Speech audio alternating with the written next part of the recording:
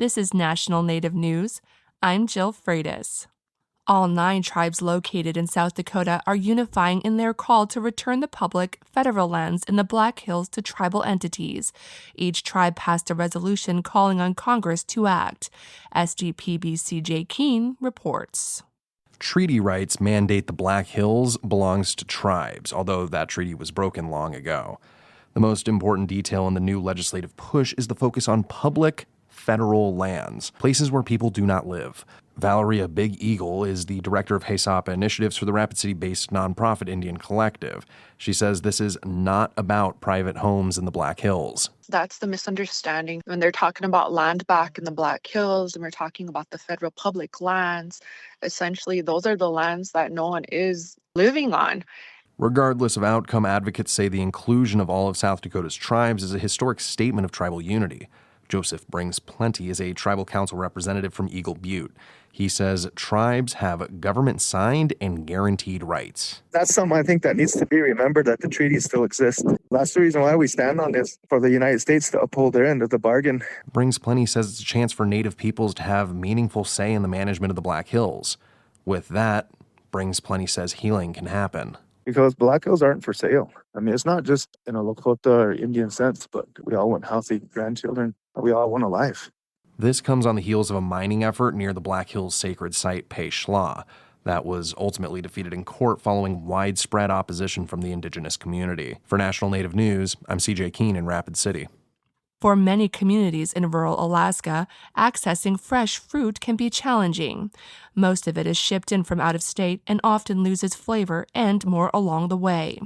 But a program in Metlakatla, on Alaska's only native reservation, is looking to change that. As KRBD's Hunter Morrison reports, it's one way the small village is trying to combat food insecurity. Near Metlakatla's boat harbor, Get a Hike, the village's community garden champion, strolls past a row of shrubs and small trees. And then those 2 down on the end, I believe, are cherry.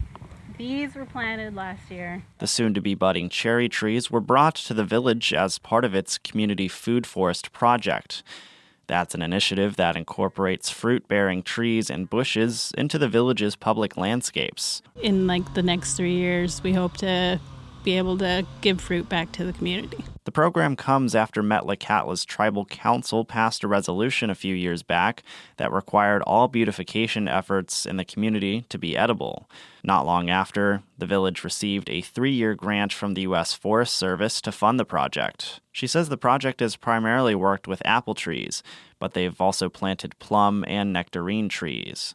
The initiative also deals with plants native to the region, like raspberries, gooseberries, and Saskatoon berries. And increasing access to fresh fruit is important because it's so limited in the village. There's just one grocery store on the island, and the majority of the produce comes from out of state. I am hoping that the community utilizes this and then it also inspires other communities so that we don't have to rely on the lower 48 so heavily on our food. While most of the program's trees and bushes are still young and not yet producing, Hike says she's educating the village about the project. Once the plants bloom, she says community members can harvest the fruit free of charge. To Hike's knowledge, there are no similar open harvest projects in Alaska. Reporting in Metlakatla, I'm Hunter Morrison.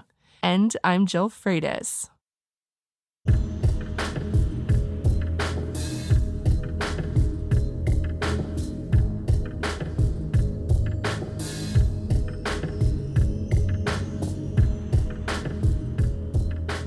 National Native News is produced by Koahnic Broadcast Corporation with funding by the Corporation for Public Broadcasting.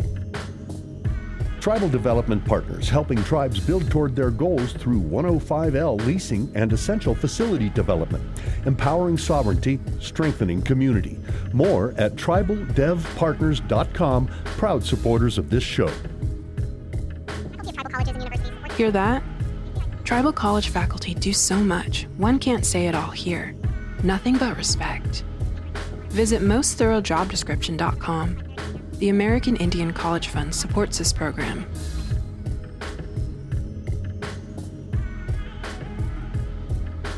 Native Voice One, the Native American Radio Network.